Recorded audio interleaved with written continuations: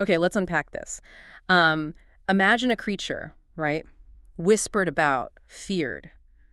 So powerful that even the gods, mighty Aesir themselves, were, well, terrified. Yeah, absolutely. A creature tied to this, like, unavoidable prophecy of doom. Binding him involved a huge sacrifice, a desperate gamble, really. And his freedom Huh. basically means the end of the world. Exactly. We're doing a deep dive today into one of the really massive figures from Germanic mythology, Fenrir, the Norse wolf. It's a story that's just packed with destiny, incredible courage, and this raw, untamed power. Definitely. And for this, we're drawing on, the key sources, texts that lay out the whole legend, his origins, how they tried to bind him, the cost of that binding. And of course, his massive role in Ragnarök, that final battle. So our goal here is to walk you through this story, pulling out the key stuff from the sources. We want to get a handle on who Fenrir was, why the gods were so scared of him. The details of how they tried to chain him, what Tyr sacrificed, and ultimately his fate at the end of everything, all based on what the texts tell us. So where does a creature like Fenrir even come from? It's not your average family, is it? Not even close. The sources, they trace him back to Loki, the trickster god, and a giantess, Angrboda. Pretty potent mix. And he had siblings too, right? Also pretty ominous figures. Oh, yeah.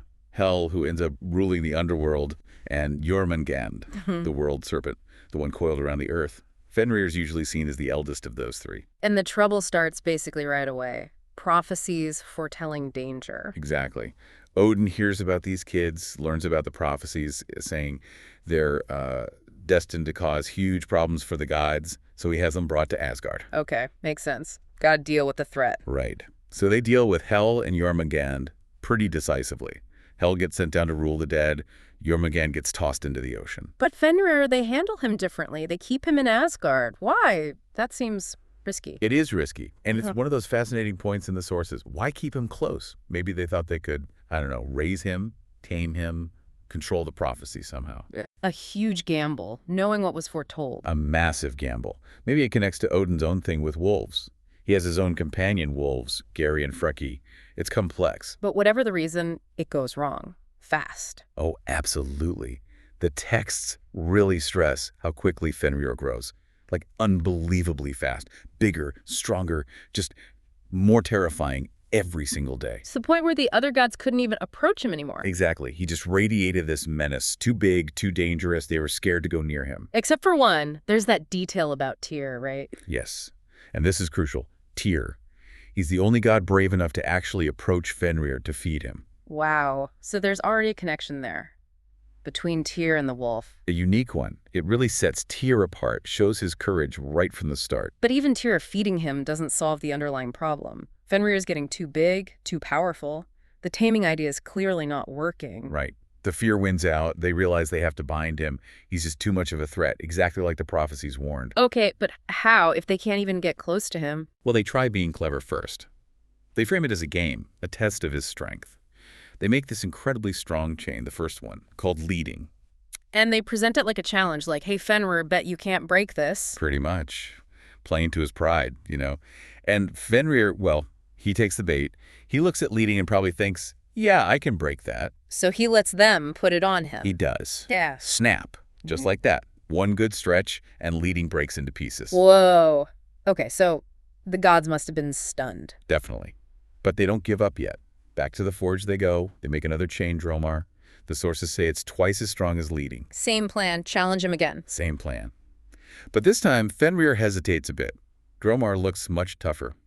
He's getting suspicious. So how do they convince him this time? They lay the flattery on thick. Imagine the fame, Fenrir. Breaking this chain will prove your strength beyond all doubt. That kind of thing. And glory wins out over suspicion. It seems so. He lets them put Dromar on him. And the result? Same again. He strains, he struggles, and Dromar bursts apart too. Okay, now the gods must be really worried. Their two strongest creations broken easily. Despairing, the sources say. It seems like nothing they can physically make is strong enough. They're running out of options. This is when Odin steps in with a different approach, right? Goes outside the usual methods. Exactly. He sends Skirnir, his messenger, on a long journey down into the earth to Svartalfheim, the realm of the dwarves. To ask the master craftsman to make something different. Something truly unbreakable. Yeah. And what the dwarves send back is, well, completely unexpected after those huge metal chains. Gleipnir, described as looking like, what, a ribbon? Yeah, like a thin silken ribbon, soft, almost flimsy looking. You'd think it was nothing. But made from impossible things. That list of ingredients is amazing. It really is. The sound of a cat's footfall, a woman's beard, the roots of a mountain, the sinews of a bear, the breath of a fish, the spittle of a bird, stuff that just doesn't exist, or at least not anymore. Incredible. And the name, Gleipnir, means the open one, or the entangler. Very fitting. Yeah, but Fenrir sees this tiny ribbon after snapping two massive chains. He's not stupid. He knows something's up. He smells a trap. Totally. So he sets a condition, a serious one. What does he demand? A pledge of good faith. He says, okay, I'll let you put this ribbon on me, but only if one of you gods puts your hand in my mouth as a guarantee. A guarantee that they'll let him go if he can't break it? Exactly. A promise that it's not a trick. And silence from the gods, I imagine, except for one. Complete silence. Except for Tyr. Remember, the only one brave enough to feed him. He steps forward again. And puts his hand right into Fenrir's mouth. His right hand. Into the jaws of the monstrous wolf. Whoa. An unbelievable act of courage. So with Tyr's hand as collateral, they put Gleipnir on Fenrir. What happens then? Fenrir starts to struggle. He pulls, he thrashes, trying to break this flimsy ribbon just like the others. Like Gleipnir. Gleipnir holds. Mm. And the sources say the more he struggles, the tighter and stronger the ribbon becomes. He's trapped. He realizes it's a trick. They aren't going to let him go. He realizes, and he looks at the gods, sees their reaction relief, maybe triumph, certainly not intent to release him, and then He bites down. he bites down. Yeah. Severs Tyr's hand right at the wrist. Tyr pays the price. He becomes the one-handed god. His courage made the binding possible, but cost him dearly. A permanent mark of that sacrifice. Yeah. So Fenrir's bound, Mm. but they still need to secure him, right? Right. Gleipnir holds him, but he's still a giant, furious wolf. So they drag him, and the chain is attached to a great stone slab to this remote island called Lyngvi. They anchor the stone deep into the earth. He's pinned down. But he's still snapping, trying to bite? Yes, so they take one final brutal step. They grab a sword, Oh, man. and they thrust it into his mouth, hilt resting on his lower jaw, point up against his palate. It props his jaws wide open. So he can't bite anymore, just stuck there howling? Exactly. The sources mention the foam and saliva, the river Van, flowing constantly from his gaping mouth. A pretty grim image. So the world is safe. Fenrir is contained, but only temporarily. Only until Ragnarök. The prophecies are clear. At the end of the world, all bonds will break, even Gleipnir. And Fenrir will be free again, just in time for the final battle. Precisely. When Ragnarök begins, the sources say he breaks free, fueled by centuries of rage, seeking revenge. And he's depicted as just this apocalyptic force, right? Utterly terrifying. Fire in his eyes, flames pouring from his mouth and nostrils, and that description of his size. The lower jaw on the earth, the upper jaw scraping the sky. Yeah. Now, it's worth noting, the sources themselves, particularly Snorri's prose Edda, might be using some literary exaggeration there, to really emphasize the scale of the destruction he represents. Makes sense. Whether literal or symbolic, he's immense and heading straight for the top. Straight for Odin. He leaps into the battle, finds the Allfather, and despite Odin's power, his spear Gungnir, Fenrir devours him, the prophecy fulfilled. Odin is killed by the wolf. The ultimate act of vengeance for the binding. That's why they call Fenrir Odin's bane, Odin's curse. Exactly. But Fenrir's triumph doesn't last long. Odin's death is immediately avenged. By his son, Vidar. Vidar steps up. Mm-hmm. He's often described as the silent god, but he acts decisively here. And he has a specific method for taking down the wolf, doesn't he? Mentioned in the texts. He does. He wears this special boot, sometimes said to be made from all the leather scraps cobblers have discarded over time, making it incredibly thick and strong. And he uses it how? He plants that booted foot firmly on Fenrir's lower jaw, pins it down. Okay. Then he reaches up with his hands, grabs the wolf's upper jaw. And basically holds the mouth open. Holds it wide open, and while he's got the jaws pried apart, he takes his sword and thrusts it deep into Fenrir's throat, right up to the hilt. A fatal blow. The sources say he then basically tears Fenrir's head apart, ends the great wolf's life, but only after Fenrir has already killed the chief god. It's a huge moment in Ragnarök. Such a violent, dramatic end. Stepping back, though, Fenrir feels like more than just a monster. There's symbolism here, right? Oh, definitely. Wolves themselves were huge symbols in Germanic culture. Death, war, the wild, untamed aspects of nature. Which are things strongly associated with Odin too, ironically. Exactly. Odin is the god of war, death, ecstasy, poetry, Hmm. and he's got his own wolves, Gary and Freki. So it's incredibly striking, as the sources sometimes note, that the god most linked with wolves is ultimately killed by a wolf. A massive world-ending wolf, symbolizing perhaps the ultimate destructive force of war itself. It really highlights the complexity, the sort of paradoxical nature of these myths and deities. It's a fascinating observation the texts point towards. And there's also that interesting idea hinted at in some sources that maybe Fenrir wasn't always just one wolf figure, that he might be an archetype for others. Yes, this is a really cool point when you compare different texts, especially older poetry versus Snorri's later prose Edda. Figures like Skoll and Hati, the wolves chasing the sun and moon. Garm, the hound at the gates of hell. Right. In the older traditions, they might not have been quite so distinct.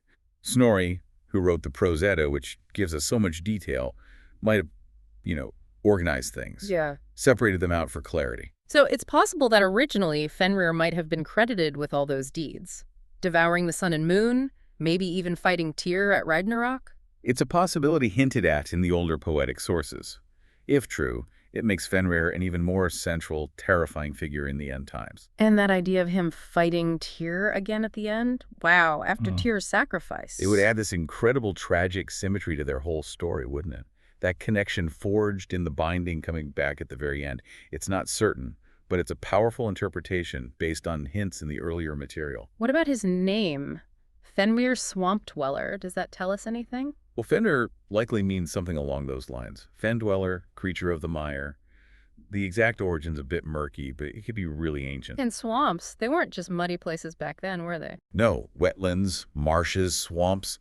These were often seen as sacred, powerful places by early Germanic peoples, places where offerings were made. So binding Fenrir, the swamp dweller, on an island in a lake.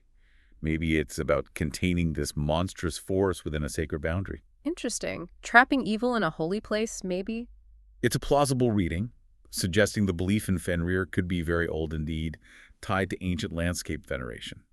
Hard to know for sure how far back he goes, though. But we do know he was a big deal by the Viking Age, right? There's actual evidence. Oh, absolutely solid evidence by the 10th century. Yeah. He appears in Kenningard, those complex poetic metaphors the Skalds used, like calling Tyr Fenrir's feeder was understood. And actual carvings on stone crosses. Yes, which is amazing physical proof. Yeah. The Thorwald cross on the Isle of Man, the Gosforth cross in England, both from around the 10th century, they depict scenes straight from the myth. You see Odin being swallowed by the wolf. You see Vidar killing the wolf. So this wasn't just some obscure story written down later. People were carving it into stone monuments across different regions.